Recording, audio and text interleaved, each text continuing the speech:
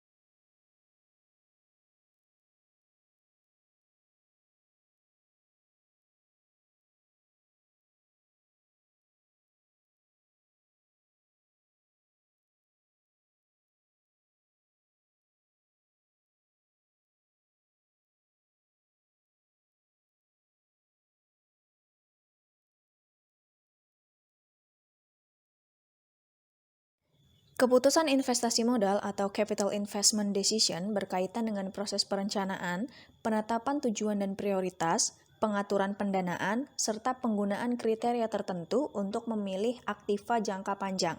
Keputusan investasi modal menempatkan sejumlah besar sumber dana dalam risiko dengan periode waktu yang panjang dan juga mempengaruhi pengembangan perusahaan di masa depan. Oleh karena itu, keputusan investasi modal merupakan salah satu keputusan yang terpenting yang dibuat oleh para manajer. Membuat keputusan investasi modal yang tepat merupakan hal yang mutlak untuk kelangsungan hidup perusahaan dalam jangka panjang. Proses dalam pengambilan keputusan investasi modal disebut dengan penganggaran modal. Ada dua jenis proyek dalam penganggaran modal, yaitu yang pertama, proyek independen, yang mana jika proyek ini diterima atau ditolak tidak akan mempengaruhi arus kas dari proyek-proyek yang lain. Kedua, ada proyek mutually eksklusif, yang mana proyek ini jika diterima akan membuat semua proyek lain yang bersaing menjadi tidak diterima.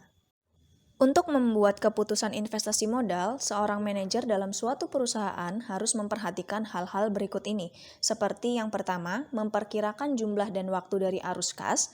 Kedua, menilai risiko dari investasi. Dan yang ketiga, mempertimbangkan pengaruh dari proyek terhadap laba perusahaan. Keputusan investasi modal berhubungan dengan investasi pada aset jangka panjang. Salah satu tugas dari manajer dalam hal ini adalah untuk menentukan apakah investasi modal akan dapat mengembalikan investasi awal dan memberikan return yang memadai. Secara umum, disepakati bahwa return yang memadai harus menutupi biaya oportunitas dari modal yang diinvestasikan. Mengingat bahwa modal investasi sering diperoleh dari sumber yang berbeda, maka return yang dihasilkan juga merupakan campuran dan biaya oportunitas berbagai sumber yang digunakan dalam permodalan. Manajer harus memilih proyek yang menjanjikan maksimalisasi kekayaan pemilik perusahaan. Ada dua model yang digunakan untuk membuat suatu keputusan investasi modal, yaitu non-discounting model atau model non-diskonto dan discounting model atau model diskonto. Kita masuk ke model yang pertama, yaitu model non-diskonto. Model non-diskonto ini merupakan model dalam pengambilan keputusan investasi modal yang mengabaikan nilai waktu dari uang. Contoh dari model non-diskonto ini adalah yang pertama, periode pengembalian modal atau payback period, di mana payback period ini adalah jangka waktu yang digunakan oleh perusahaan untuk mengembalikan investasi awalnya. Ketika jumlah arus kas dari suatu proyek diasumsikan tetap, rumus yang digunakan untuk menghitung periode pengembalian modal ini adalah payback period sama dengan investasi awal dibagi dengan arus kas tahunan. Untuk contoh soalnya, di sini ada Hanli Medical melakukan investasi pada generator RV seharga $1 juta. Arus kasnya sebesar 500.000 per tahun. Dalam hal ini, payback periodnya adalah 2 tahun, yang mana didapat dari perhitungan 1 juta dibagi dengan 500.000. Tetapi jika jumlah arus kas tidak tetap, maka periode pengembalian dihitung dengan menambahkan arus kas tahunan sampai waktu ketika investasi awal diperoleh kembali. Contohnya, sebuah fasilitas baru mesin pencuci mobil memerlukan investasi sebesar Rp100.000 dan memiliki umur ekonomis 5 tahun dengan ekspektasi arus kas tahunannya seperti yang ada di tabel di bawah ini. Dari tabel di atas, kita bisa memberikan jawaban bahwa pada awal tahun ketiga, 30.000 dibutuhkan untuk menutupi investasi karena ekspektasi arus kas masuk bersih adalah 50.000. Maka hanya ada 0,6 tahun yang mana didapat dari 30.000 dibagi dengan 50.000 yang diperlukan untuk menutupi jumlah 30.000 tersebut. Jadi, payback period atau periode pengembaliannya adalah 2,6 tahun. Yaitu 2 ditambah 0,6. Periode pengembalian atau payback period ini dapat digunakan untuk memilih alternatif-alternatif yang saling bersaing. Namun, penggunaan periode pengembalian atau payback period ini kurang dapat dipertahankan karena ukuran ini memiliki dua kelemahan utama, yaitu yang pertama, mengabaikan kinerja investasi yang melewati periode pengembalian, dan yang kedua, mengabaikan nilai waktu dari uang. Sementara itu, periode pengembalian atau payback period ini memberikan kepada manajer informasi yang dapat digunakan untuk, yang pertama, membantu mengendalikan risiko yang berhubungan dengan ketidakpastian aliran kas di masa depan, yang kedua, membantu meminimumkan dampak investasi dari masalah likuiditas perusahaan, ketiga, dapat membantu mengendalikan risiko keuangan, yang keempat, membantu mengendalikan pengaruh investasi dalam pengukuran kerja. Selanjutnya adalah tingkat imbal hasil akuntansi atau yang dikenal dengan Accounting Rate of Return. Accounting Rate of Return atau ARR mengukur imbal hasil sebuah proyek dalam bentuk laba. Kebalikan dari penggunaan arus kas proyek, laba berbeda dengan arus kas karena accrual dan deferral yang digunakan dalam perhitungannya. Kemudian laba bersih rata-rata suatu proyek itu juga bisa dihitung dengan mengurangi arus kas dengan depresiasi rata-rata.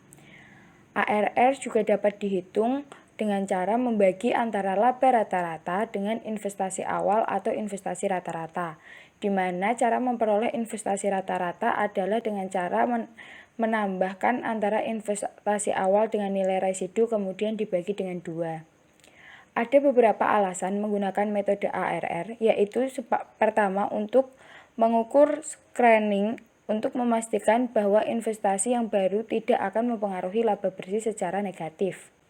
Kemudian untuk memastikan pengaruh yang diinginkan terhadap laba bersih sehingga bonusnya bisa meningkat.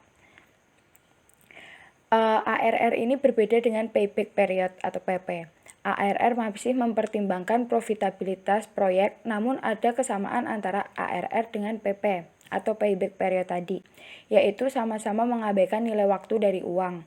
Karena itu kedua model ini masuk ke dalam model non-diskonto.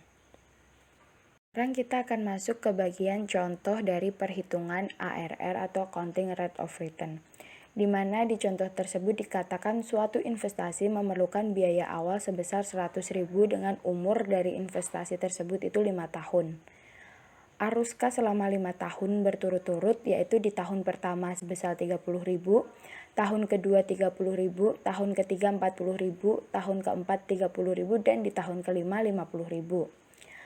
Anggaplah bahwa aktiva tersebut tidak memiliki nilai sisa setelah 5 tahun digunakan, atau bisa dikatakan nilai residunya 0, dan semua pendapatan yang diperoleh dalam 1 tahun tertagih dalam tahun tersebut. Jadi cara mengerjakannya yaitu kita harus menotal dulu jumlah arus kas selama 5 tahun, yaitu dengan cara menjumlahkan arus kas 5 tahun berturut-turut tadi yang ada di soal, yaitu sebesar 30.000 ditambah 30.000, kemudian ditambah lagi 40.000, ditambah 30.000, dan ditambah 50.000, sehingga memperoleh hasil angka 180.000. Selanjutnya kita mencari arus kas rata-rata, di mana caranya yaitu membagi total arus kas dengan tahunnya.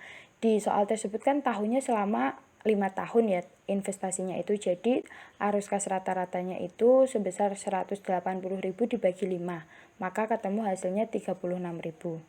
Setelah itu kita mencari penyusutan rata-rata, karena di dalam menghitung ARR itu kan kita bisa mencarinya dengan membagi antara laba rata-rata dengan investasi rata-rata. Penyusutan rata-ratanya itu membagi angka 100.000 dengan angka 5. Angka 5 di sini merupakan angka tahun, dan 100.000 itu investasi awal, biaya awalnya. Jadi ketemu angka 20.000. Setelah itu kita mencari laba bersih rata-ratanya, yaitu mengurangkan antara arus kas rata-rata dengan penyusutan rata-rata.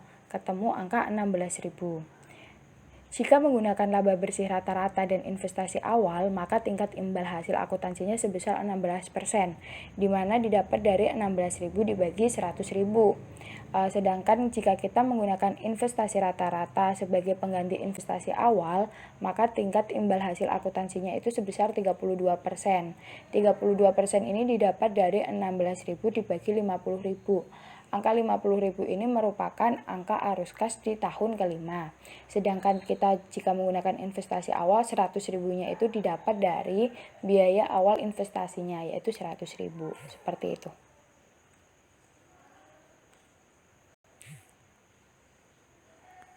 Setelah sebelumnya kita membahas contoh dari model non-diskonto, sekarang kita akan masuk materi yang membahas mengenai model diskonto. Apa sih itu model diskonto? Jadi model diskonto itu secara eksplisit mempertimbangkan nilai waktu dari uang dan memasukkan konsep diskonto sendiri ke arus kas masuk dan arus kas keluar dari perusahaan tersebut. Model-model diskonto ini menggunakan arus kas, sehingga arus kas yang dipakai itu merupakan arus kas di masa depan yang dinyatakan dalam nilai sekarang. Dalam penerapannya, model diskonto itu ada 2 model keputusan investasi yang digunakan. Di antaranya yaitu nilai sekarang bersih atau NPV biasanya, Net Present Value, dan tingkat imbal hasil internal atau yang biasa disebut IRR atau Internal Rate of Return. Kita akan masuk ke metode pertama, yaitu metode nilai sekarang bersih atau Net Present Value. Net Present Value merupakan selisih antara perbedaan nilai sekarang arus kas masuk dan nilai sekarang arus kas keluar dari sebuah proyek. NPV itu bisa dihitung menggunakan rumus sum CFT dibagi dengan 1 ditambah I kali F, kemudian dikurangi dengan I. Maka akan ketemu sum CFT dikali dengan DFT kurangi I, atau bisa akhirnya itu P dikurangi I. Kalian pasti bingung kan? Itu tadi rumus apa sih seperti itu? Kita akan lanjut ke penjelasannya. Di mana I tadi merupakan nilai sekarang dari proyek tersebut, atau biasanya itu disebut dengan model awal. Atau I-nya itu sebenarnya namanya tuh investment seperti itu. Kemudian CFT itu merupakan arus kas masuk yang diterima dari periode sebelumnya. T itu kan waktu ya. Dengan T sama dengan 1 sampai berapa, dalam waktu berapa. Makanya si FT itu cash flow time. Kelihatannya itu seperti itu. Time-nya itu periodenya.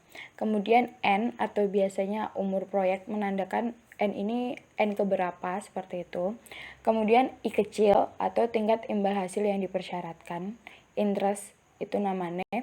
Kemudian T-nya itu periode waktu. P-nya itu nilai sekarang dari arus kas masuk proyek di masa depan. Sedangkan DFT-nya itu 1/1 ditambah I pangkat T, di mana ini merupakan faktor diskon. Jadi itu DFT itu diskonnya. Di sini NPV itu mengukur profitabilitas investasi, di mana NPV ini net present value yang positif dari suatu proyek menunjukkan adanya peningkatan kekayaan dan dalam penggunaannya NPV ini tingkat pengembalian yang diperlukan harus ditentukan. Tingkat pengembalian yang diperlukan atau required rate of return adalah tingkat pengembalian minimum yang dapat diterima. Ini juga sering disebut dengan sebutan tingkat diskonto. Tingkat diskonto perusahaan tersebut itu berapa? Dari investasi tersebut itu berapa? Atau nama lainnya juga tingkat batas atau tingkat rintangan dan biaya modal, seperti itu. Setiap metode pasti memiliki kriteria. Begitupun dengan NPV. Ada beberapa kriteria yang perlu diperhatikan dalam pembuatan keputusan tentang NPV sendiri, yaitu 3 hal utama tersebut, diantaranya yang pertama, jika NPV-nya sama dengan 0. Hal ini memunculkan 2 kemungkinan, yaitu investasi awal telah dikembalikan atau tingkat kembalian investasi telah terpenuhi. Jika NPV sama dengan 0, itu berarti titik impas sudah berhasil dicapai dan pengembalian keputusan dapat diterima atau menolak proyek tersebut. Karena proyek tersebut dalam keadaan BEP ya, kita tidak untung, kita tidak rugi karena NPV-nya 0. Kemudian kemungkinan yang kedua itu jika NPV lebih besar daripada 0. Hal ini menunjukkan 3 kemungkinan, yaitu investasi awal telah dapat dikembalikan, tingkat kembali investasi telah terpenuhi, dan tingkat kembalian yang diterima adalah selisih antara keputusan pertama atau keputusan kedua. Jika NPV lebih besar dari 0, maka investasi tersebut itu menguntungkan dan dapat diterima oleh pengambilan keputusan perusahaan tersebut. Jadi investasi itu bisa dikatakan perusahaan tersebut menerimanya akan untung karena nilai dari net present value-nya sendiri lebih besar daripada 0. Artinya menunjukkan investasi itu bakal untung atau mendapatkan laba. Kemudian kemungkinan yang ketiga itu kriterianya ada jika NPV lebih kecil daripada 0. Hal ini menunjukkan bahwa hasil investasi lebih kecil dari tingkat pengembalian yang diperlukan. Jadi jika NPV-nya itu kurang dari 0, lebih baik investasi tersebut ditolak saja karena itu lebih ke arah merugikan bukan menguntungkan. Tidak ada pendapatan yang diperoleh dari investasi tersebut. Model NPV sendiri mengasumsikan bahwa semua aliran kas yang dihasilkan oleh proyek segera diinvestasikan kembali untuk memperoleh tingkat kembalian yang diharapkan selama umur proyek tersebut berlangsung. Selanjutnya adalah mengenai ilustrasi contoh dari perhitungan NPV atau Net Present Value, di mana di contoh ini tuh dikatakan divisi produk khusus dari Honlev Medical sedang mengembangkan instrumen tekanan darah. Dari manajer pemasarannya itu tertarik dengan prospek produk tersebut setelah menyelesaikan suatu penelitian pasar secara mendalam yang mengungkapkan pendapatan tahunannya itu diharapkan mencapai $300.000. Peralatan untuk membuat instrumennya sendiri membutuhkan biaya $320.000. Siklus hidup produk ini tuh mencapai angka 5 tahun. Setelah 5 tahun itu nanti peralatannya akan dijual dengan harga $40.000. Modal kerjanya diperkirakan akan bertambah sebanyak $40.000, sedangkan beban operasional kas tahunannya itu diperkirakan akan mencapai angka $180.000. Tingkat pengembaliannya sendiri yang diminta adalah 12%. Di sini yang ditanyakan itu apakah Honlev Medical itu harus memproduksi instrumen baru tersebut mengingat data dari biaya-biaya yang sudah didapatkan. Seperti itu. Kita akan masuk ke dalam pembahasannya. Langkah yang pertama yang harus diambil dari perhitungan NPV itu yaitu dengan cara mengidentifikasi arus kas. Jadi di tahun di mana kita mengambil langkah tersebut atau di sini di tabel dikatakan tahun ke-0 itu ada peralatan dan modal kerja yang diharapkan.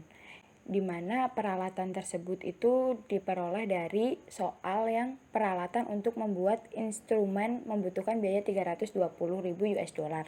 Di sini dicatatnya itu sebagai peralatan. Maka di tabel tersebut dikatakan peralatan sebesar 320.000 dolar. Kemudian ada modal kerja 40.000. Ini didapat dari modal kerja yang diperkirakan akan mengalami penambahan sebesar 40.000 US dollar. Maka dimasukkan ke dalam tabel tersebut dengan keterangan modal kerja sebesar 40.000. Dan total yang diperoleh di tahun dimana kita mengambil langkah tersebut itu sebesar 360.000. Jadi itu yang kita butuhkan. Kemudian kan masanya itu 1-5 tahun, dengan setelah 5 tahun digunakan itu akan dijual peralatannya.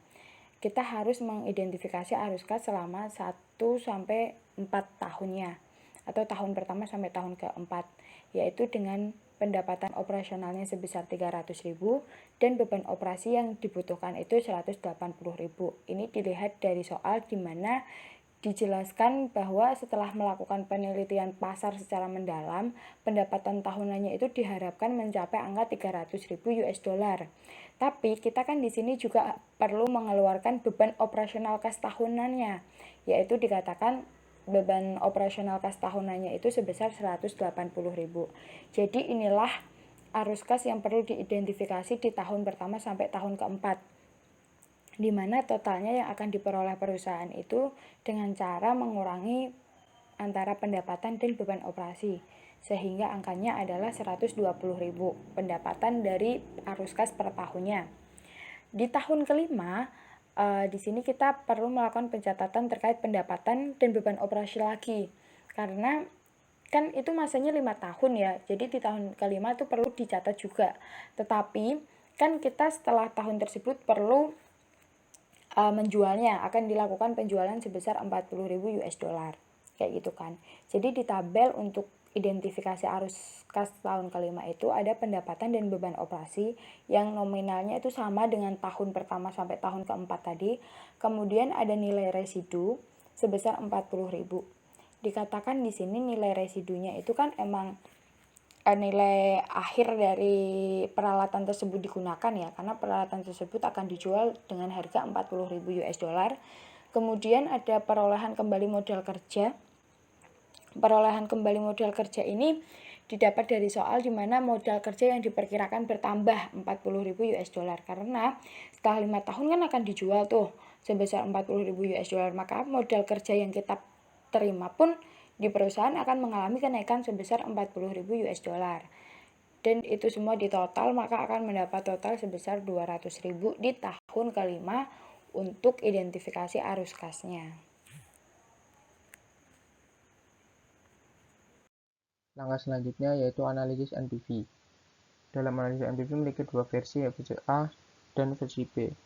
Perbedaannya yaitu pada versi A pada tahun pertama sampai tahun keempat dipisah ya versi A ya. Lalu versi B-nya tahun 1 sampai tahun keempat digabung.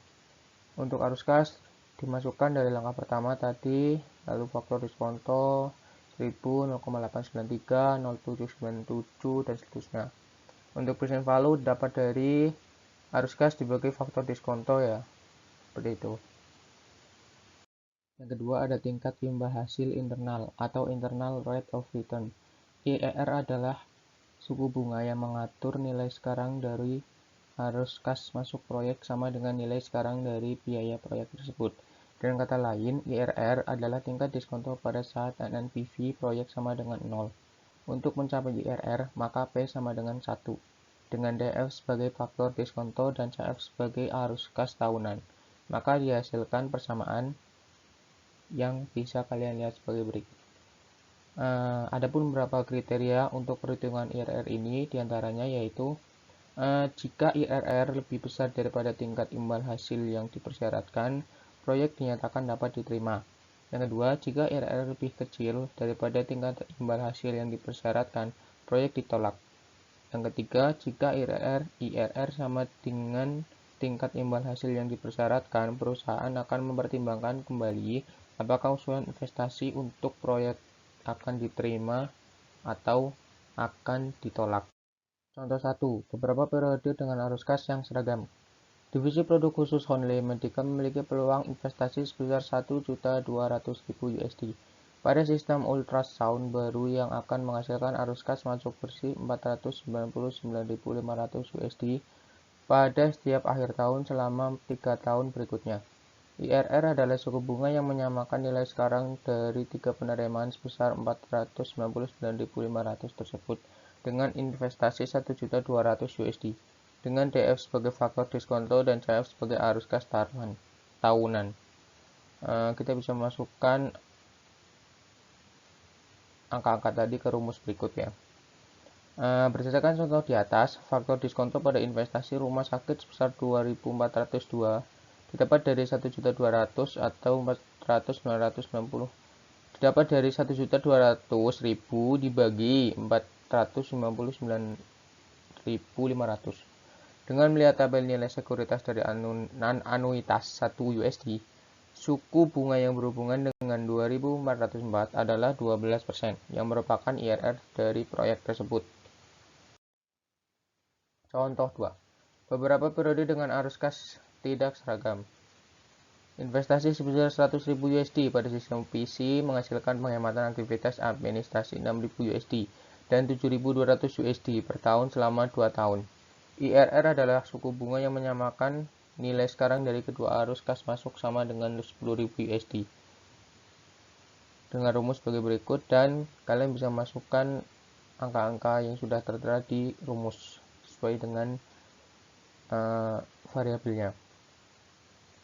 Anggap tebakan suku bunga yang pertama adalah 18% dengan menggunakan I sama dengan 0,18 pada tabel nilai sekarang dari $1 menghasilkan faktor diskonto 0,847 dan 0,718.